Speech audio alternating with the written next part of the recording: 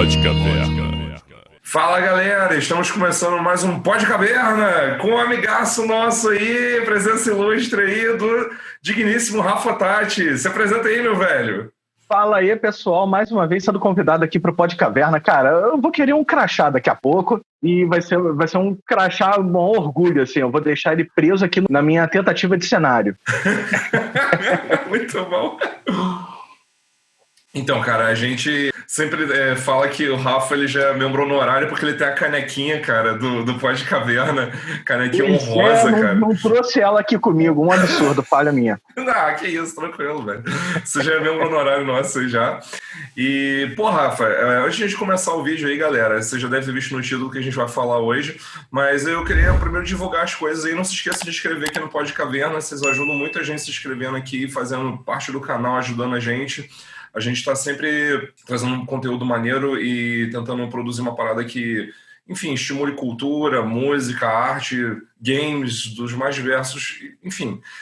Se inscreva aí no canal, ajuda a gente, compartilha, curta o vídeo, que vocês vão estar ajudando muita gente, pessoal. Rafa, momento jabá aí, cara. Fala dos seus projetos aí, como a gente te encontra, do que você faz parte. Fala dos seus trabalhos aí, meu velho. Bom, eu sou produtor de conteúdo literário, né, no Instagram, @elrafa.lit, e lá eu faço resenha, dou indicação de livros. Se você está afim de uma sugestão de uma leitura um pouco diferente, não é best-seller, dá um pulo lá no Instagram que eu vou te sugerir um livro maneiro. Pode até falar no direct, a gente troca uma ideia, eu te recomendo uma leitura que vai te tirar da zona de conforto e vai ser ótimo.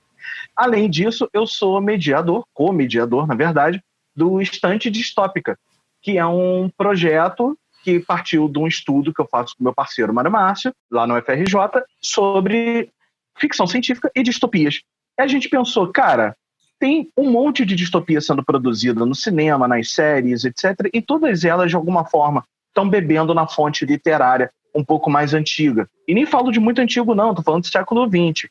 Então a gente criou o Estante Distópica para ler essas distopias, vamos dizer assim, distopias clássicas. A gente começou o novo módulo agora em novembro, dezembro, mas se você tiver interesse, o livro de janeiro é essa belezura aqui, Matadouro 5, do Kurt Vonnegut. O Kurt Vonnegut é um autor muito famoso dentro do sci-fi. Ele escreveu Sereia de Titã, Cama de Gato, Piano Mecânico, enfim, ele é muito famoso dentro do sci-fi. E nessa distopia aqui, que é um dos primeiros livros dele, é da década de 50, é um livro anti-guerra. Não só tem viagem no espaço, alienígenas, flashback, salto no tempo, tudo com muito humor, porque ele é um cara muito bem-humorado, mas ele faz isso tudo como uma crítica à guerra e aos males da guerra. Então, se você está afim de ler uma distopia e saber mais do seu contexto histórico, saber mais o que o autor estava pensando e prestar atenção em detalhes que passariam despercebidos, vem com a gente, porque eu e Mário a gente posta conteúdos para expandir a obra quase que diariamente. Inclusive, quero fazer aí ajudar o jabá do Rafa falando também um pouquinho disso. Eu e Fernando, a gente faz parte dos grupos, embora o Fernando tenha arrastado pro fundo da sala. Eu nem vou falar nada. Rafael vai dar um esporro aqui se eu dar muito mole. Pois é, ele me arrastou, a gente fica sacaneando que nós somos... Aliás, o Fernando antes sacaneava isso, que ele era o pior aluno dessa parada, e agora ele me arrastou para essa parada também, que eu tô todo enrolado nas leituras, mas contudo, muito embora estou botando Fahrenheit em dia e já tô entrando no nós para deixar também ele em dia para entrar aí no próximo livro. E o Heloísio deve ter percebido que, como ele tá vendo o Fahrenheit a gente deu uma pequena mudada nos conteúdos para ficar um pouco mais equilibrado.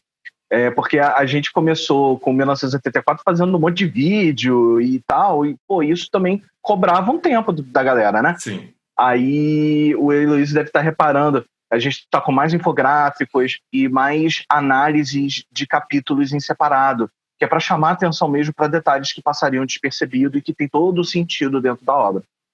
Sim, que inclusive eu acho muito foda, e inclusive o livro, um dos livros que eu fiz sem me tornar um aluno do fundo da sala foi o da Ursula Le Guin, que foi o Left Hand of Darkness, a Mosqueira da Escuridão. E cara, esse livro é foda pra caralho, e eu tava acompanhando justamente os gráficos lá, e cara, como aqueles gráficos enriquecem a leitura, especialmente aquele livro da Le Guin, cara, que ele é um livro assim complexo, cara. Eu achei um livro assim que ele é foda pra caralho, é muito bom, só que ele é um livro que se você der mole, você perde detalhes. E aí, com às vezes, esses gráficos eu fui olhando, fui ligando os pontos, cara, foi assim, é uma experiência completamente diferente, galera. Super recomendo aí, façam parte, que é uma parada muito foda, na moral. Vem com a gente. Bom, galera, a gente agora vai, então, puxar o assunto do vídeo, que, como vocês podem ter visto pelo título, hoje a gente vai falar de Final Fantasy VII, ou Final Fantasy VII, como preferir. Hoje a gente vai começar a falar desse jogo sensacional. E uma das paradas muito fodas é que o Final Fantasy, cara, ele já é um jogo antigo, né? De 1997. E, cara, agora sem fazer piadinha nenhuma com a nossa idade aqui, a gente jogou o jogo na íntegra na época, né, cara? Eu fui jogar um pouquinho depois, eu fui jogar mais ou menos quando saiu o filme do Final Fantasy VII. Eu posso contar uma história? Por favor, conte.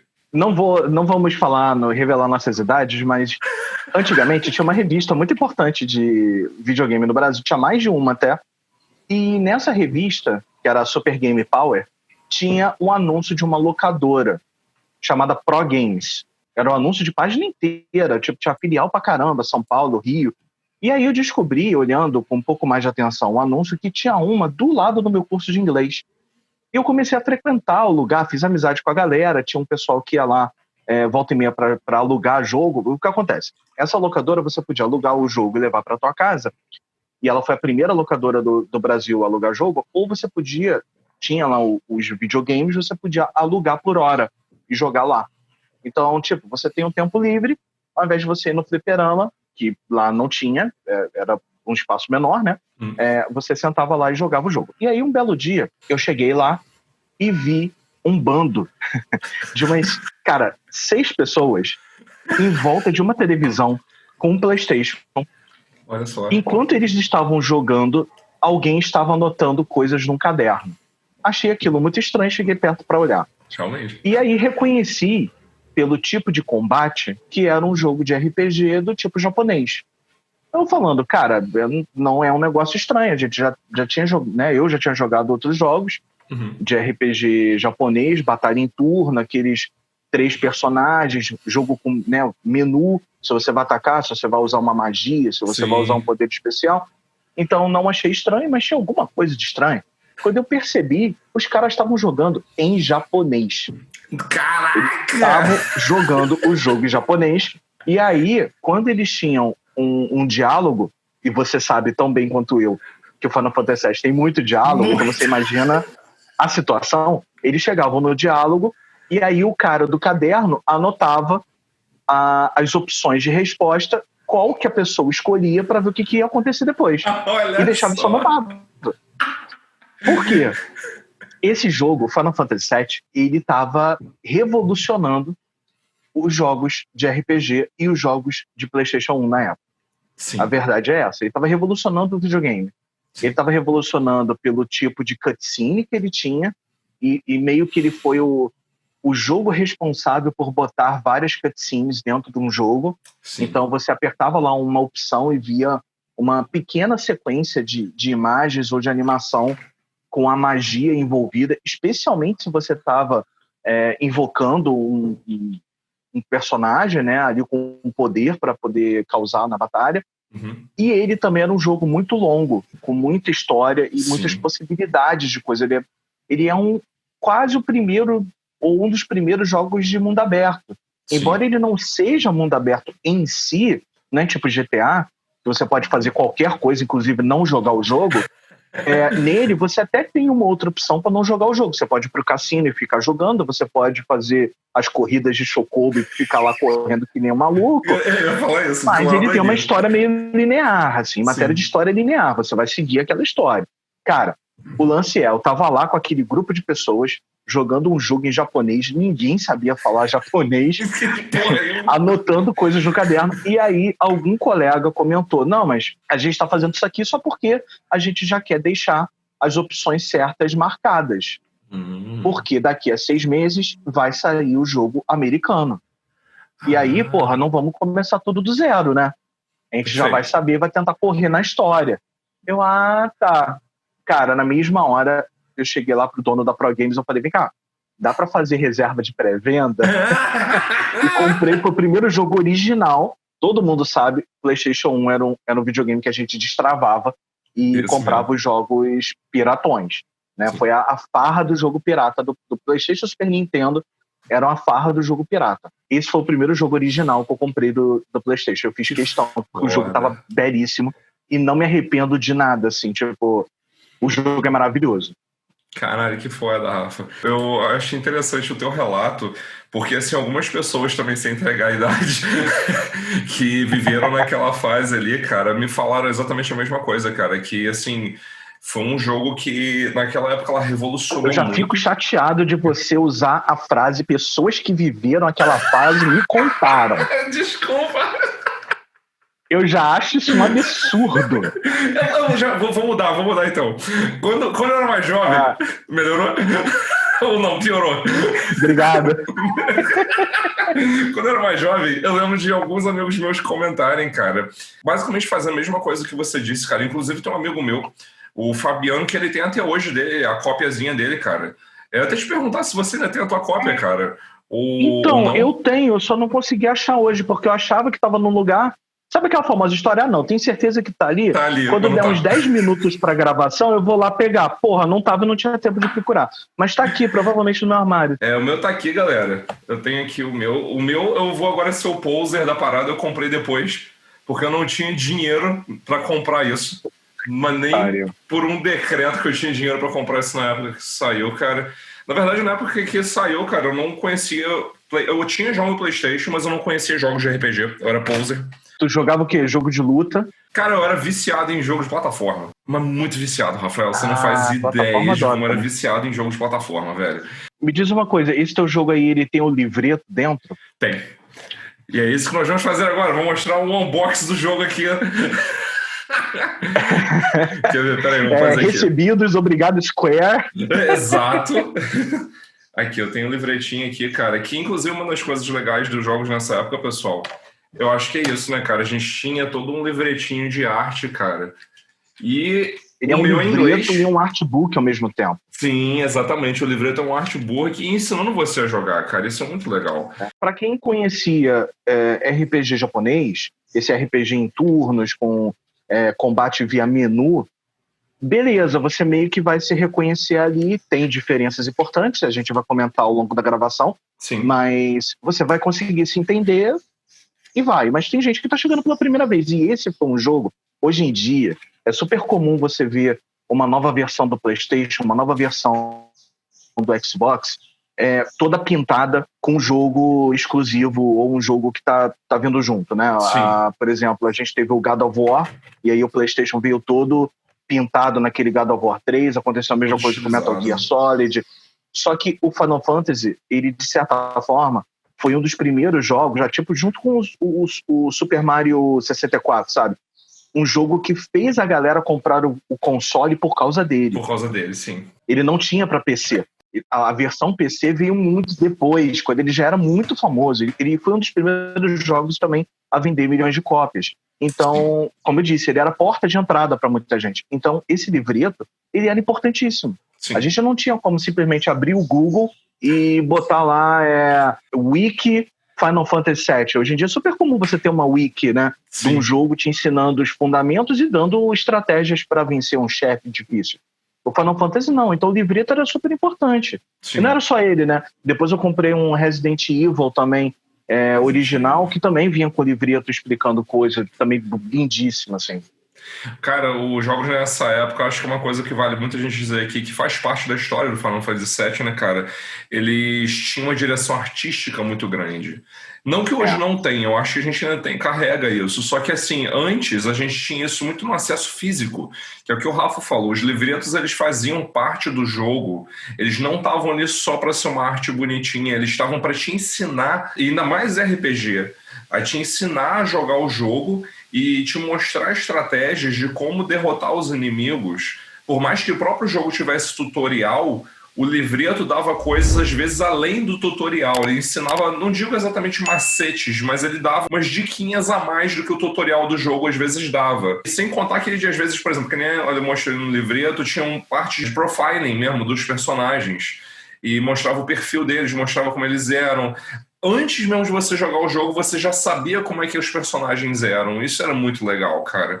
E ensinava, às vezes, até coisas sobre, tipo assim, você encontrar determinado personagem em tal lugar, como é o caso da Yuffie, formas de você conversar com ela sem perder ela, porque era uma personagem extra. E é um personagem que, dependendo do que você falava na conversa, ela não entrava no teu grupo. Exatamente. Então, é um jogo aberto nesse sentido, né? Você podia ter essa personagem a mais ou não. Ela não era do elenco principal. Exatamente. Eu ia só pegar um gancho com o que você falou da direção de arte. Pode falar. O PlayStation 1, ele fez essa... Ele foi também muito importante para fazer essa mudança na forma como o jogo era graficamente produzido. Sim. Porque até então você tinha lá no Super Nintendo, Mega Drive, até meio que o 3DO tentou fazer essa troca também, mas foi um fracasso financeiro, né? Quase levou a Panasonic à falência. Pois é. Né? Aquilo foi uma tristeza, velho. Pois é, ainda tem eu tenho esse console, não sei se você sabe. Você ainda tem, velho? Tenho. A gente vai fazer um vídeo falando disso. Devemos. O Final Fantasy VII, ele tenta aproveitar completamente a tecnologia que o PlayStation 1 conseguiu colocar à disposição dos desenvolvedores de jogos, que é a tecnologia dos polígonos, chamados na época, né? Hoje em dia você tem vetores 3D muito mais elaborados. Claro, não dá nem para comparar. Então esse jogo ele era muito bonito nesse sentido. Hoje, a gente olha e ele dá uma sensação meio Minecraft, assim, de visual. Mas, pô, vamos combinar que tem muitos anos de lá pra cá, né? Mas na época ele foi revolucionário. Sim.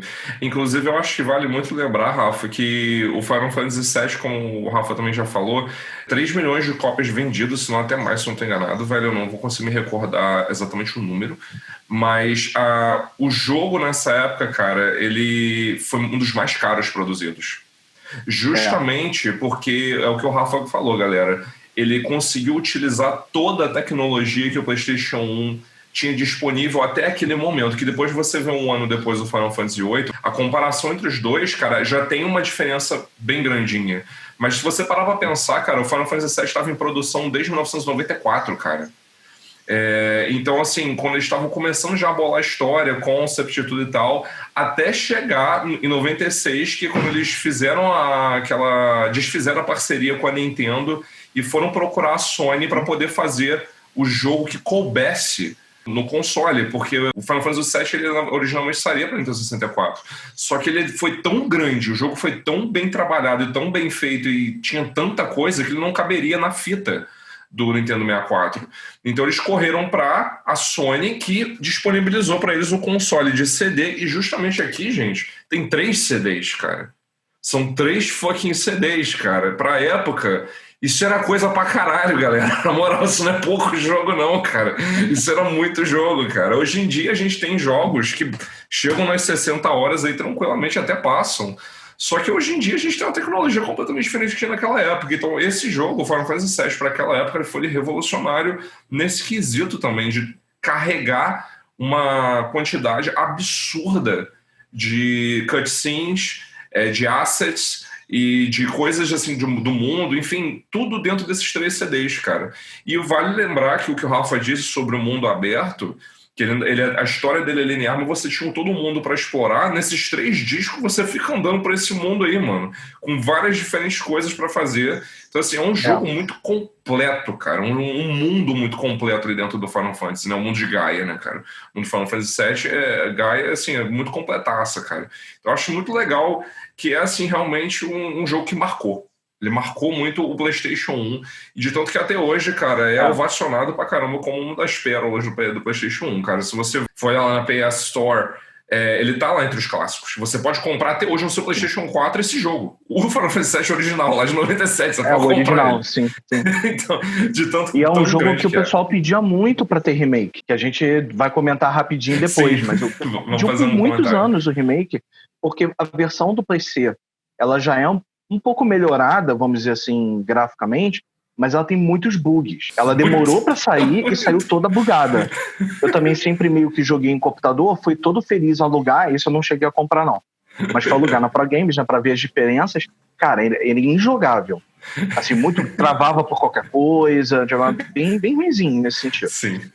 E não é como hoje. Hoje em dia você até compra um jogo bugado, por exemplo, na Steam, mas tipo, uma semana, um mês, o que quer que seja depois, vão vir atualizações, vão consertar o jogo, vão fazer ele trabalhar melhor com a tua placa de vídeo, enfim, vai ter coisa.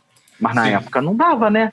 Na época era aquele CDzão e, tipo, não deu certo, você tinha uma internet muito ruim, não dá pra simplesmente entrar na página dos caras pra baixar um pacote gigantesco pra atualizar teu jogo. Então, exatamente, antigamente era instalou isso aí, mano, se ferrou, se não deu certo. Se ferrou, exatamente.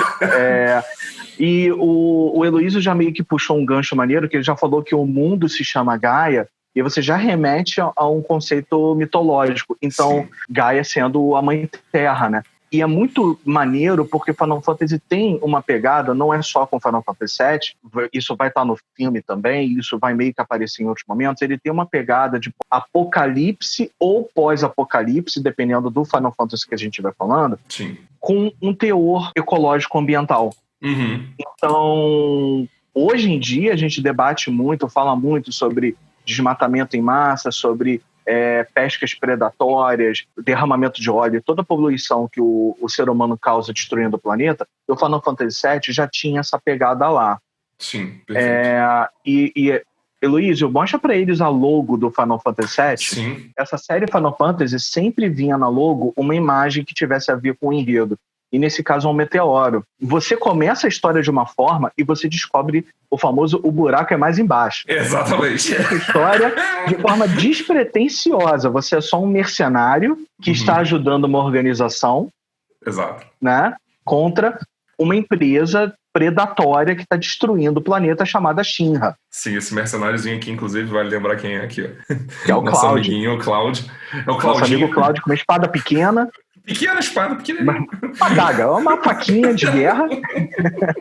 E aí ele tá com esse grupo, mas na verdade ele não tá no grupo porque ele acredita nisso, ele tá no grupo porque ele é um mercenário, tá ganhando dinheiro pra ir junto, vai lá meter a porrada na galera. Exatamente. Então vai ele, a Tifa e o Barrett, né? Então, que tem a arma... Machine Gun no braço. Machine Gun no braço. O que já é também diferente, porque você já percebe que você tem um cara com espada e você tem um cara com uma machine gun. Depois você vai ter um maluco com um revólver, né? O Vincent. Sim. E ao mesmo tempo você percebe que o Final Fantasy ele brinca com algo que hoje tem nome e a gente chama de steampunk. Sim. Na época, não se falava disso. Ou seja, é uma tecnologia, para o nosso pensamento do século XXI, é uma tecnologia anterior à tecnologia do carvão, tecnologia do vapor, por isso Steam. Steam é vapor em inglês, né?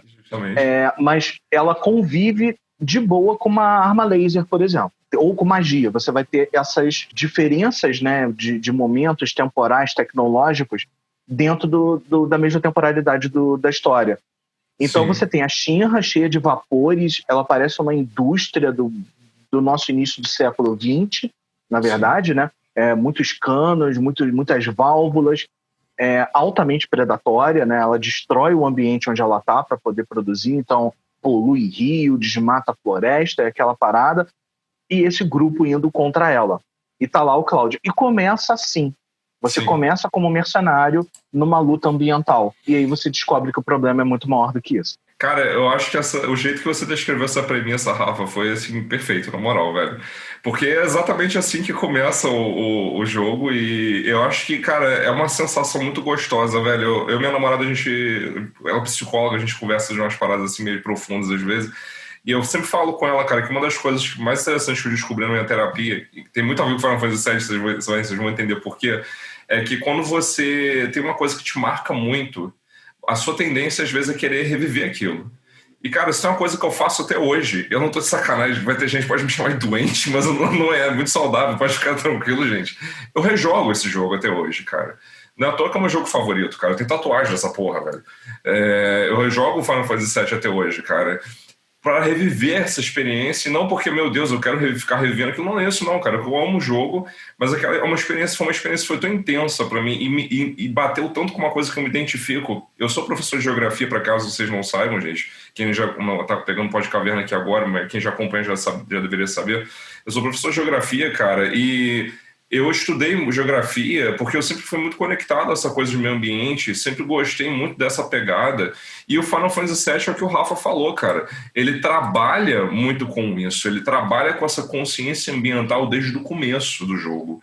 Porque, como o Rafa disse, ele já tem essa pegada de você estar participando de um grupo contra essa parada super predatória. E, cara, eu acho uma coisa que vale muito comentar do Final Fantasy VII e da Shinra é a analogia que dá pra gente fazer, né, cara? De uma empresa praticando um monopólio absurdo, botando as pessoas mais pobres embaixo dela, né, cara? A Midgar ali, acho que é uma analogia perfeita de como o capitalismo predatório e escroto faz com as pessoas, né, cara? Então, assim, foi um jogo que ele já me politizou, sabe? Ele já me expôs a coisas, assim, a assuntos muito políticos e muito importantes desde cedo. E eu achei isso muito legal, foi uma das coisas que, assim, eu comecei a jogar Final Fantasy VII quando saiu o filme, que é a continuação do Final Fantasy, vai comentar depois isso um pouquinho mais à frente, mas foi em 2003, mais ou menos 2004, que eu conheci e comecei a jogar, porque o filme, eu amei os gráficos do filme, achei lindo. Nisso foi pegar o jogo para jogar e me apaixonei, dali não larguei mais, cara. Então, assim, é um negócio que até hoje eu jogo e visito de novo, porque aquela abertura, onde justamente aparece o logo do Final Fantasy que o Rafa comentou, esse meteoro aqui, e aquela imagem que antes um pouquinho, né, a Aerith levantando lá, indo até os carros passando, e depois aparecer a logo, chegar onde o Rafa disse, que é justamente o Cloud chegando lá no reator, cara, aquela cena ali até hoje, chegava a arrepiar aqui, cara. Eu acho que dali é maravilhoso, cara. E o decorrer do jogo, como o Rafa disse, o buraco vai ficando mais embaixo, só vai introduzindo mais coisas que tem a ver com isso, né, cara? E que vão deixando a gente por dentro do que é a história do Final Fantasy VII de verdade e que tem muito a ver ainda com essa parada do meio ambiente, tem muito a ver ainda com essas reviravoltas, né? Totalmente a ver com essas paradas, essa reviravolta toda dessa empresa, tudo que vai acontecendo ali, cara, é um jogo assim que é difícil a gente botar em palavras, até numa palavra só, mas é um jogo foda. Você vai numa cidade que é uma cidade que tem uma determinada matéria-prima que essa empresa precisa. Sim. Essa matéria-prima, ela tem tudo a ver com a energia do planeta, ela tá acabando com o planeta. É tipo, para fazer uma ponte aí uma comparação, como extração de pedra preciosa, por exemplo, extração de um minério, talvez. Só que esse minério é como se, ao pegar ele, você estivesse automaticamente matando o planeta junto. Exatamente. Então, o fato do mundo se chamar Gaia é um forte indicativo, e tem alguns outros elementos ali que vão estar totalmente atrelados a essa temática, como, por exemplo, um personagem que eu sei que o Heloísio ama de paixão, que é o Red. Porra. O Red 13, né? Sou apaixonado nele, velho. Porra, ele é foda, cara. Que conecta no nosso mundo com os nativos americanos. Sim. Então, tem uma questão ali de xamanismo nele, né? Ele tem umas magias, ao mesmo tempo, ele é um totem para aquela comunidade nativa. Cosmo Canyon, sim. Um personagem que dentro da história é poderosíssimo, entra pro teu grupo, porque o teu grupo precisa dele para continuar vivo. E é num momento foda também, porque tem uma reviravolta grande ali no roteiro nesse momento. Então você perde um personagem importante, ele entra no lugar desse personagem importante, e com isso você vai se envolvendo cada vez mais nessa questão ambiental, até que chega uma diferença super bacana entre a versão norte-americana e a versão japonesa, é que a norte-americana tem 4 chefes a mais, tem 4 chefes especiais que estão no mapa, mas não fazem parte da história, aquele lance do mundo aberto. Sim. Você pode enfrentar eles ou não. E para enfrentar eles, você precisava obrigatoriamente ter mais do que 100 horas de jogo. Porque você precisava aumentar o seu nível. Não só você tinha que estar no nível 99 com todos os teus personagens, como você tinha que estar, e eu acho que a gente pode falar disso agora em seguida, as matérias, que eram as pedrinhas com as magias que você tinham que estar também no nível máximo. Senão, você não conseguia vencer esses desgraçados. Eram os weapons. E esses weapons, dentro da história, eram as forças da natureza. O que acontece? O planeta decidiu, é um negócio meio Evangelion, assim. O planeta decidiu que o ser humano é a doença do planeta. Então ele vai terraplanar a parada toda. Vamos, se para resolver esse problema a gente tem que se destruir, vamos se destruir. Exato. Tipo isso. Então, as Weapon era essa máquina de destruição e esse era o motivo para você enfrentar elas. De tipo, não, existe um caminho. A gente vai derrotar o nosso vilãozão, a gente vai derrotar a Shinra e com isso a gente consegue fazer um novo tipo de humanidade que é muito mais ecologicamente correta, consciente e tal. Então tem que derrotar as Weapons também. Sim, exatamente. E é dificílimo. Pois é. Salve para Ruby Weapon e Emerald Weapon. Emerald Weapon anda no fundo do mar. Isso. E aí eu tenho que fazer um comentário chamando colegas do podcast Matando Robôs Gigantes. Eles comentam que toda a fase de água é insuportável nos videogames. E essa frase me representa, não só pelo Mario Brothers, Alex Kidd, mas por esse Weapon desgraçado. Exato. Porque ele tinha um limite de tempo. Isso mesmo. E a tua magia mais poderosa dura muito. A animação dela é muito longa para ela acontecer, que é quando você invoca os Cavaleiros da Távola Redonda. E todos eles aparecem, cara. Então, é uma animação muito longa. Então, você sabia que você não podia usar ela direto, porque ela vai te estourar o teu timer. E você não vai vencer esse desgraçado. Nem fudendo, pois é. Você precisava de várias conexões com as matérias para isso acontecer. Aí, Heloísa, eu acho que é importante a gente explicar esse lance da conexão das matérias, né? Porque isso é uma reformulação em matéria de combate. Sim. Isso não existia antes do Final Fantasy VII. Completamente fora do universo, pois é. E isso, embora as Weapon, de certa forma, não estejam nos RPGs de hoje em dia, quando você escolhe a classe do teu personagem, eu tô pensando em RPG tipo Skyrim, né? Sim. Você vai escolhendo a árvore de talentos e as conexões que você vai fazer, você precisa chegar em, sei lá, Fogo 2 para você poder abrir essa opção aqui do vento para que tenha essa magia em conexão. Isso é as Weapon, é as matérias do Final Fantasy VII. Sim, exatamente. Porque você tinha essas pedrinhas, você colocava elas na tua arma e você colocava elas na tua armadura e você combinava elas para ter um combo de magia. Exato. Então, por exemplo, você botava uma pedra de ataque e de defesa ao mesmo tempo. Sim. Ao mesmo tempo que você conseguia fazer um ataque, você recuperava pontos de vida. Ou o contrário. Cara, uma parada que você falou que eu acho brilhante, Rafa, das matérias, e que meio que cortava, era um tiro assim, acho que eles fizeram isso assim, foi muito pensado, mas foi meio que um tiro no escuro pra ver se a galera ia curtir, né, velho? Que o que você falou é muito verdade, bicho. Antigamente a gente tinha RPGs que você escolhia a sua classe e ponto, velho. O Final Fantasy até tinha uma forma de você meio que mudar um pouquinho isso, a Rafa deve saber o que eu tô falando, com sistemas de jobs que tinham nos outros Final Fantasies. Mas não no 7. Exatamente. No 7, cara, você não tem job, mano. As matérias meio que fazem esse trabalho, só que elas são tão abertas, velho, que, por exemplo, assim, que nem o que a gente tava falando do Cloud. O Cloud, teoricamente, com aquela espada dele pequenininha, ele é o guerreiro da parada. Só que se você quisesse transformar ele num mago, você podia fazer, meio que transformar, muitas aspas, aquele num mago. Bastava você equipar as tuas matérias de uma determinada forma que o Cláudio ia continuar dando uma porrada, filha da mãe, com aquela espada dele, e do nada é poder jogar a magia mais absurda do jogo, se quisesse, sabe? Tem várias combinações que você podia fazer e os personagens eram muito abertos por causa disso. O que mais diferenciavam eles eram os limit breaks, né? Que eram aquelas habilidades especiais que cada um tinha e cada um era única, cada habilidade era única. Tinha habilidades, por exemplo, você falou do Red. O Red, ele tem uma habilidade, por exemplo, ele tirava MP dos inimigos. A Earth era a que sempre recuperava a vida de todo mundo. Ele podia salvar o grupo inteiro num momento, assim, muito bizarro.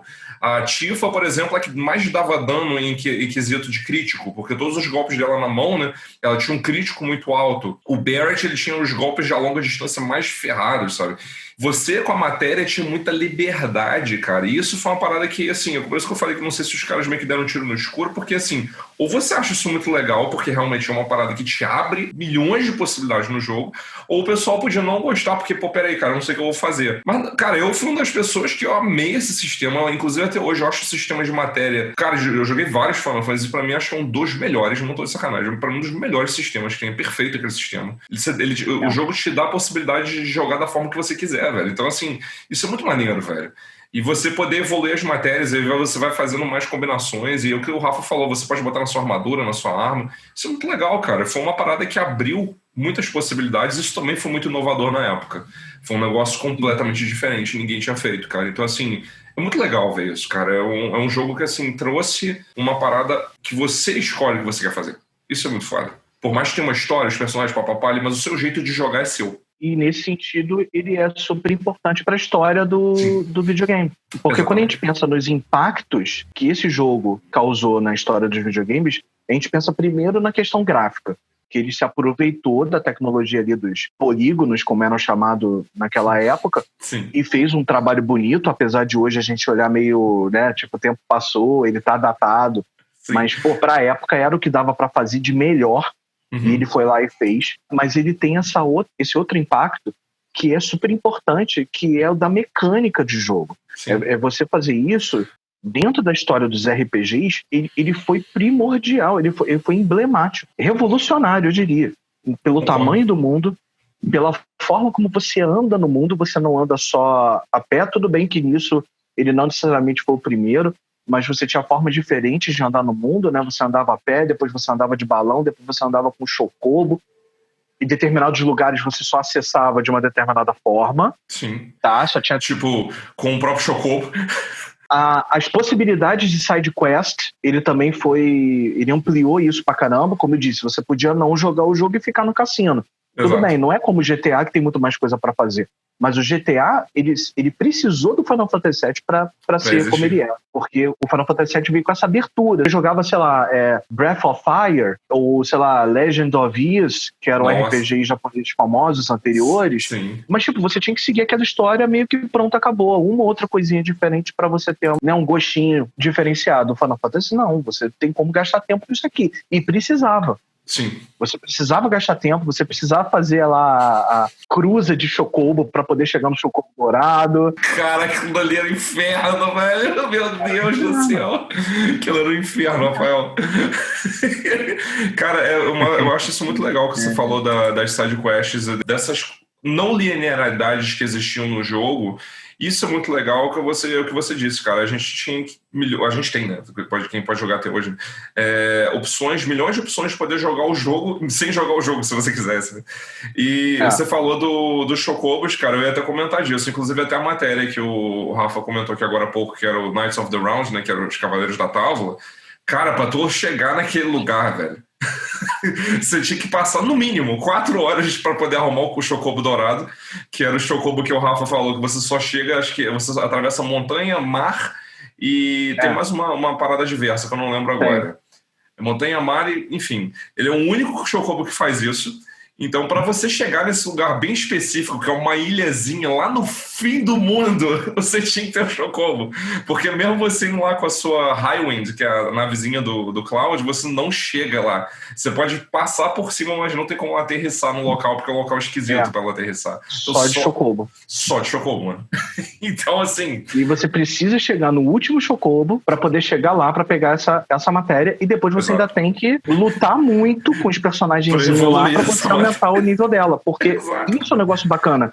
Não é só o teu personagem que aumenta de nível com XP. Você vai ganhando os pontos de experiência, não é só ele que aumenta. As matérias aumentam junto. Então, a tua magia aumenta junto contigo. E isso é uma parada que eu acho absolutamente sensacional dentro desse jogo. Concordo plenamente, velho. Abre a possibilidade de você fazer os personagens de várias formas e você deixar o personagem muito poderoso, né?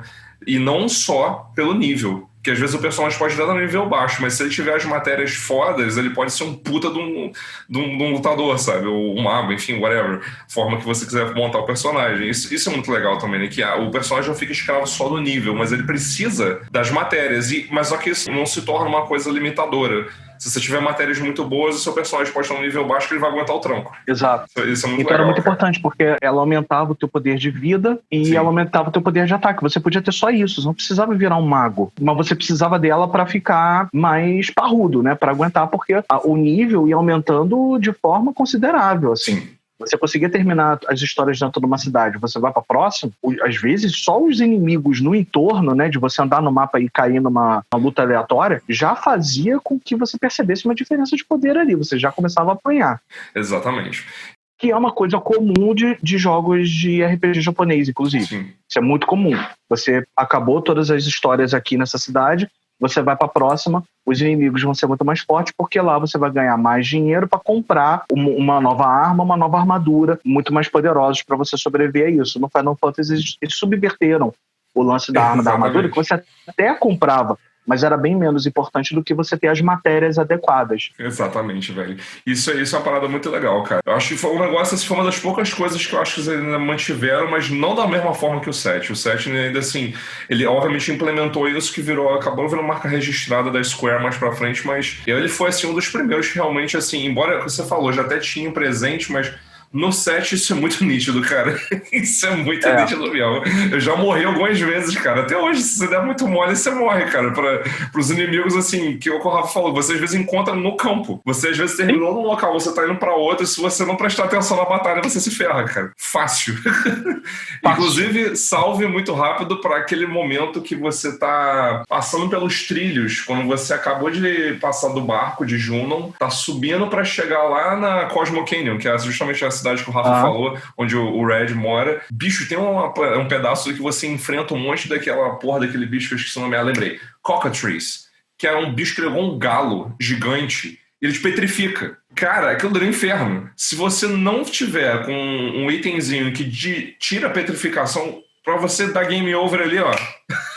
É muito fácil, velho. Então é um jogo que você tem que estar muito atento mesmo a esse tipo de coisa. E isso te obriga a uma dinâmica, porque... Sim. Você monta uma equipe com determinadas matérias para um elemento, para um ambiente do jogo, para uma determinada cidade, para um determinado entorno, e você vai mudar isso completamente para outro entorno. Exato. Você tem que sempre ficar ligado, porque as coisas vão mudando e você tem que estar preparado justamente para essas mudanças. Tem um jogo que está fazendo muito sucesso atualmente, que também vendeu muito, são 64 milhões de dólares que ganhou, dentro da loja do jogo, só na primeira semana que o jogo saiu, que é o Genshin Impact. Ah, sim, já ouvi falar muito bem desse jogo. Não só no computador, mas o do celular também tá muito bonito. E esse jogo, você também monta uma equipe, você tem mais personagens do que cabe na equipe, e você vai trocando os personagens de acordo com a necessidade. Então, a gente pode dizer que um jogo de 2020, super atual, ele tá bebendo na fonte do Final Fantasy VII, lá de 1997. Então... Sim. É impressionante como que o Final Fantasy estava abrindo portas dentro da história dos jogos. E, pô, maior orgulho de ter jogado aí lá na época. Exatamente, velho. Eu tenho maior orgulho justamente disso, que, cara, é uma parada que eu acho que é o que o Rafa resumiu muito bem, galera. Muitos jogos hoje em dia não teriam, talvez, determinadas paradas no esquema de batalha, no sistema de... até na própria história, no sistema de invocação... Todas essas coisas, cara. O Final Fantasy VII deu esse marco, cara. E realmente foi um jogo que impactou muito, cara, a indústria dos games e dos desenvolvedores de games, de combate dos games. Cara, é muita coisa, assim, pra às vezes dizer, tipo assim, em um vídeo, por exemplo, de como esse jogo mudou, cara, e impactou esse universo dos videogames. Inclusive, cara, eu acho que, assim, a gente, pra fechar o vídeo, Rafa, falar das outras coisas que tem um pouquinho a mais do Final Fantasy VII. Então vamos lá, acho que vale a pena a gente comentar primeiro do filme, Rafa. Você assistiu o filme também? Acredito que sim. Você tá falando o filme Final Fantasy ou Advent Children? Advent Children, perdão. Tem o filme Final Fantasy, sim, que tem ele é totalmente esse teor ambientalista. Sim, e sim. Um detalhe, na época ele falou-se muito dele antes dele ser lançado, porque a tecnologia que estava sendo gasta era tão forte que eles estavam rodando, enfim, eu não sei explicar a técnica em si, mas eles estavam gastando não só para montar os personagens e fazer os personagens terem suas movimentações, tipo hoje com captura de movimento, um negócio mais articulado, maneiro, mas os próprios cabelos eles conseguiam ter vida própria para poder balançar de acordo com o vento e não ficar chapado na cabeça do personagem todo ele feito no computador. Ele é um filme de animação, na verdade ele é um filme de animação, assim. Sim. Ele não é um filme com atores, é um negócio absurdo, além da temática ser toda voltada para ambientação. E eu vi o Advent Children, ele é muito interessante, mas eu prefiro a história do jogo. Concordo. Concordo. Eu amo o filme, mas eu concordo plenamente com você. Eu prefiro mais a história do jogo. Sei lá, no jogo, tudo que acontecia estava mais redondinho e um pouco mais bem explicado, mesmo com as reviravoltas. Sim. Bruscas.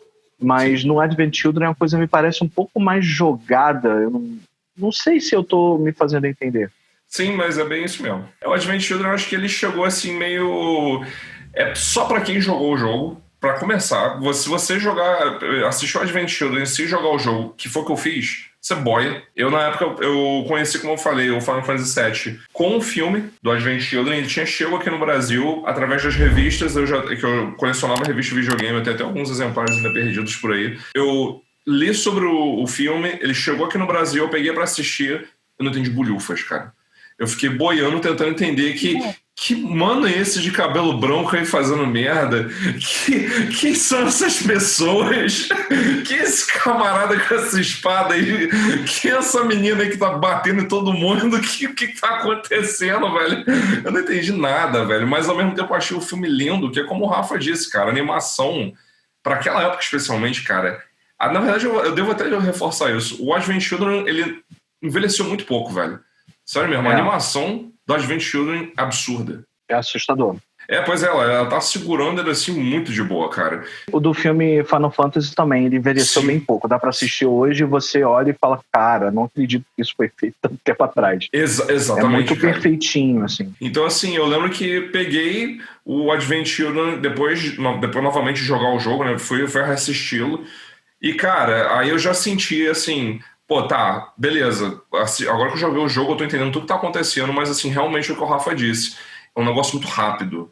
Enquanto no Final Fantasy VII original, o jogo, né, você tem todo um negócio aí pra você meio que mastigar mais a coisa, o Advent Children eu senti, assim, ficou um pouco jogadão.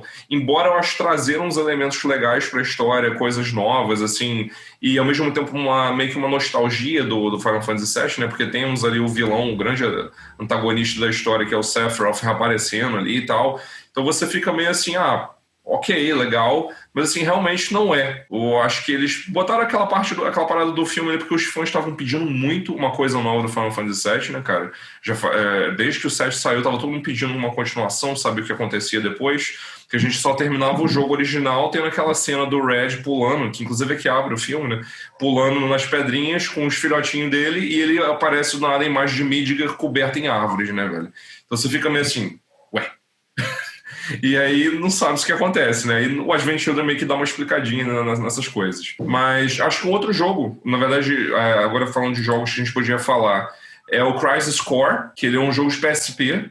Rafa, você chegou a jogar esse jogo, velho? Não, eu não tive PSP e nem emulador de PSP para computador, então não joguei não. O PSP, cara, eu joguei um pouquinho do Crisis Core, mas não consegui continuar jogando porque o meu PSP ele começou a dar uns probleminhas. Aí eu passei ele pra frente, não pude continuar, tinha uma pessoa que eu queria ficar com ele, ia consertar e tal, aí passei ele, mas assim, depois continuei vendo os gameplays. É um jogo legal que conta a história, é um prequel do Final Fantasy VII, só que assim, ele já tem com os outros elementos, ele tem muita cara do Advent Children, então assim, talvez, por exemplo, o caso do Rafa, e até um pouquinho do meu, não foi uma coisa que eu digeri muito bem. É um jogo assim que ao mesmo tempo ele mostra uma história de um personagem mega interessante, que é o Zack. Ele acho que tentou trazer umas coisas muito fora do que era o escopo do Final Fantasy VII, que não é um problema. O problema é que tem, agora a minha crítica ao jogo é o seguinte, eles começaram a botar umas coisas que não fizeram sentido na história depois. Então isso aí foi meio que não podia ter feito isso, hein, cara? Você tem umas paradas na história que depois não casam lá na frente. O Crisis Core, assim, ele é legal, mas eu acho que tem essas bolas meio fora da curva, assim, que ficam meio esquisitos. E nós temos também, eu tava esquecendo de botar aqui, cara, é o Dark of Cerberus, que é um jogo que só pro PlayStation 2 que você joga com o Vincent, que é um também dos personagens do Final Fantasy VII. Que é um personagem que desde que eu peguei o personagem, ele entrou pra minha equipe e ele era fixo lá. É um personagem muito foda, cara. Ele é um personagem... O design dele, vou botar uma foto aí pra vocês verem, pessoal. O design dele é foda, é muito maneiro. E ele é um personagem com uma história muito importante pro jogo. Ele, assim, ele é um dos mais... Ele, assim, tá entre os mais importantes, sem pilha. Então é muito legal ver ele ter um jogo só dele. Mas, assim, é um jogo que ele é completamente diferente dos outros. É um jogo de tiro, porque o personagem ele usa uma arma de fogo, né? Mas, assim, tem uma história interessante e explica um pouquinho, inclusive, das coisas que a gente vê no Crisis Core, eles meio que conversam. Curiosamente, o jogo que começa tudo, conversa com um jogo que teoricamente termina tudo, porque o Dark of Cerberus se passa depois do filme do Advent Children. Então, assim, é meio que os dois pontos da história conversando, isso é bem interessante. E nós temos aí, cara, a gente já comentou do remake, né? O reboot vamos botar assim, da história também, porque essa que é a bandeira que eles meio que estão levantando para essa porque história. ele muda, né? Pois é, cara. Ele parece que tá trazendo uma parada de mudar a história, Rafa. Inclusive, eu quero muito ouvir sua opinião sobre isso. O que você acha? O que você acha disso? Em geral, não é um negócio que me incomoda. Eu acho que reboot ele é plenamente possível, até porque a gente está tentando dialogar com uma geração completamente diferente da que jogou o Final Fantasy VII, né? Sim. A gente tá falando de um jogo de 97, a gente está hoje em 2020. Né? Pô, vamos lá, né? Sim. 23 anos aí de diferença é muita coisa. Então, a gente não está mais falando com os jogadores de 97, a gente está falando com os filhos deles, né? Exato. A gente está falando talvez até com os netos deles. Então, e tentar atrair no público diferente. O que me chateia um pouco nessa história, volto a dizer, o problema não é ser um reboot. O problema é você começar vendendo ele como um remake que todo mundo quis. Porque a gente não tem mais, a maioria de nós pelo menos, não tem mais um PlayStation 1 que funcione.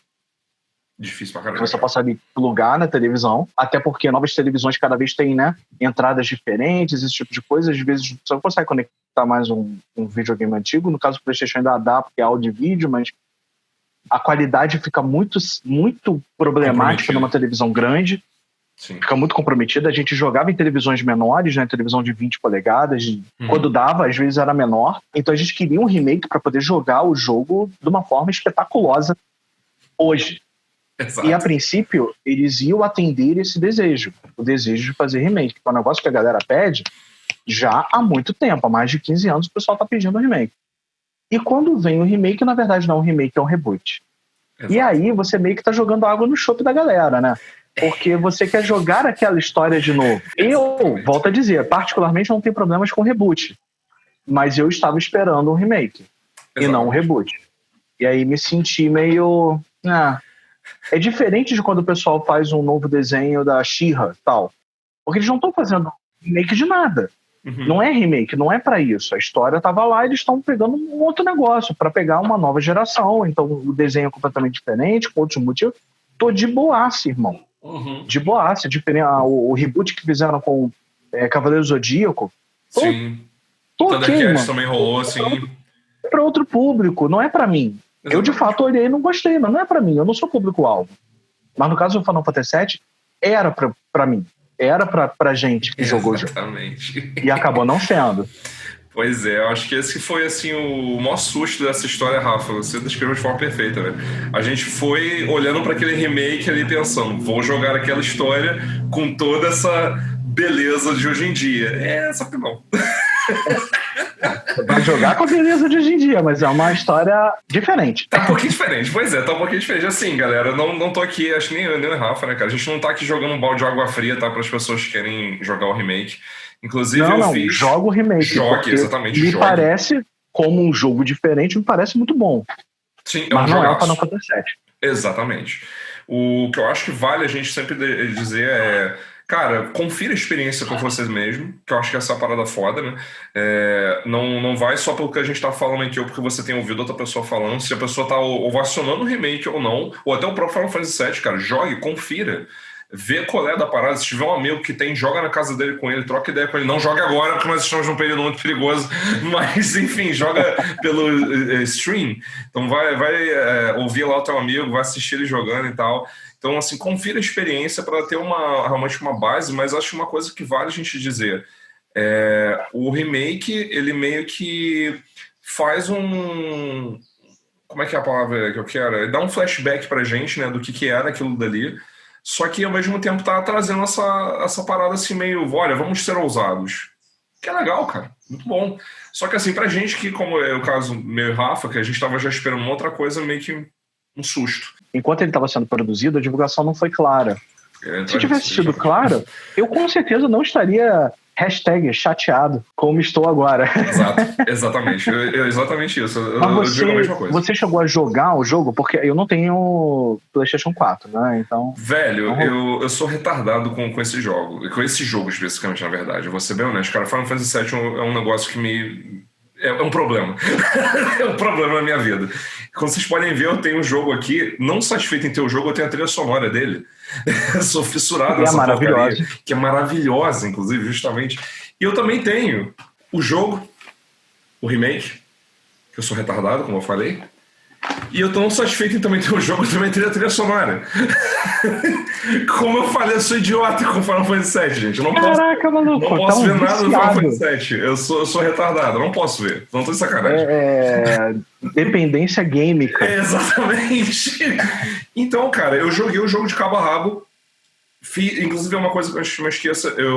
Vou deixar no link aí de baixo, galera, os links do blog do Pod Caverna. Eu fiz um review do Final Fantasy VII original, do remake, e fiz uma ponte entre eles dois. Na época até fiz um review da demo do remake. Então assim, cara, a minha experiência com o remake é a seguinte: 90% do jogo me agradou de cabo a rabo, cara. No quesito história, tá? Só tô falando de história, galera. Não tô falando de gameplay, nada disso. A história do jogo me agradou de cabo a rabo. Tiveram 10% desses 90% aí, né? 10% que sobraram, que infelizmente me deixaram com esse gosto meio amargurado. Tipo assim, pô, peraí, cara, estão rebutando essa parada? Porque, não vou dar spoiler, no final do jogo acontece uma parada que meio que dá essa ideia. E você fica assim, e agora? Tudo pode acontecer, então é isso mesmo? Então é meio que essa parada, foi isso que meio que me assustou um pouquinho. Quesito gameplay é sensacional, embora tenha abandonado, como o Rafa, a gente começou o vídeo falando, abandonou o estilo do JRPG, né? Que era de turno, muito tático. Embora o remake ainda seja tático, ele tá ação, ele é um jogo de ação, cara, de cabo a rabo, ele não é um jogo mais de RPG de turno, que não foi um problema pra mim, vou ser honesto, eu gosto de jogo de ação, então tipo assim, nunca foi um perigo pra mim, embora eu amar o sistema de turno do Final Fantasy VII em específico, do 7 e do 9, eu amo aquele sistema de turno. O remake traz essa pegada mais frenética, só que assim, cara, super tático também, e as matérias estão exercendo esse trabalhinho delas lá de justamente deixar você muito ligado do que você tem que fazer a cada momento, que se você equipar a matéria errada, maluco, você vai acabar igual o 7 original, você vai se fuder toda na batalha. Então, você, tipo assim, eles te dão essa chance de se preparar muito, é a mesma coisa, cara, isso aí eles acertaram em cheio. Mas assim, cara, infelizmente é o que o Rafa falou, cara, eu não tava esperando, quesito história, gente, uma parada, tipo, nova. Eu tô esperando ao mesmo tempo, obviamente, umas coisinhas a mais ali que vão complementar, mas eu tava esperando realmente aquela história que eu já conhecia, cara. E que vale dizer, a gente ainda vai ver ainda o resto desse desenrolar, porque, inclusive, isso aí vai ser um susto pro Rafa, eu tenho quase certeza. O remake para na saída de Midgar. Ué? Não, pois é. Não, pera. Exato. Não, pera. É isso mesmo que não, você ouviu. Não, o remake para na saída de Midgar. Então você para pra pensar, o remake tem 60 horas só em Midgar. Para pra pensar quantas horas esse jogo vai ter no final das contas. Só reflita. Só reflita. Se em Midgar a gente, que é no original, 4 horinhas de jogo, a gente agora tem 60, para pensar quando a gente vai ter o jogo inteiro. Então assim, tô muito curioso, no mínimo curioso para ver o que eles vão fazer com essa maluquice. Que ou o jogo vai virar uma série. Sentido. Pois é. Ou o jogo vai virar uma série, ou o jogo vai, obviamente, o próximo jogo ser bem mais curtinho. Curtinho no quesito do escopo geral da história, que antes eram aí, vamos botar aí, 80 horas. Então eles vão ter que pegar aí, sei lá, 30 dessas horas e realmente fazer mais próximo do jogo original do que eles fizeram no começo agora. Confiram os posts no blog, que eu acho legal. Por favor, gente, sigam o Rafa e sigam o trabalho do Rafa nas redes. Curto, compartilhe, manda pro seu amigo que também é fã de Final Fantasy VII aí. E se você não gostou, manda pro seu inimigo também. Exatamente, muito bom. E acho que é isso, pessoal. A gente fica por aqui. Rafa, gostaria muito de te agradecer pela sua presença aí, meu obrigado irmão. Mais uma vez. Me chamar pra falar de Final Fantasy VII, eu fiquei feliz demais. Porra, cara, eu tinha que chamar, velho. Porra, meu velho. Quando eu descobri que esse cara gostava, eu falei, o quê? Vou finalizar meu sonho, gravar episódio de Pod Caverna falando do Final Fantasy VII. Então, assim, obrigado, tá, meu velho, por comparecer aí com a gente, com essa bonita camisa. Mostra essa camisa aí, velho. Essa camisa linda aí, mesmo. Velho. Porra, cara. O Cloud andando pra motoca dele, porque sim, ele tem uma motoca, só que fazendo alusão ao pôster do Akira. Então, perfeito, velho. Maravilhosa essa camisa. Eu achei perfeito. E a minha eu vou mostrar aqui, que é uma zoeira que vocês, só quem jogou vai entender. Sensacional. Só quem jogou Final Fantasy vai entender essa zoeira. Eu não vou falar mais nada. Super confiram aí, descubram. Quem quiser, inclusive, essa camisa aqui, galera, um amigo meu que fez, o nome dele é Paco. Vocês encontram ele no Instagram, @valegrito. Ele faz camisas personalizadas e eu pedi para ele fazer esse desenho aqui, que eu achei isso muito engraçado. Ele fez esse desenho aqui baseado na zoeira que a gente achou na internet. Então, enfim, galera, muito obrigado aí mais uma vez e a gente se vê no próximo Pod Caverna. Valeu.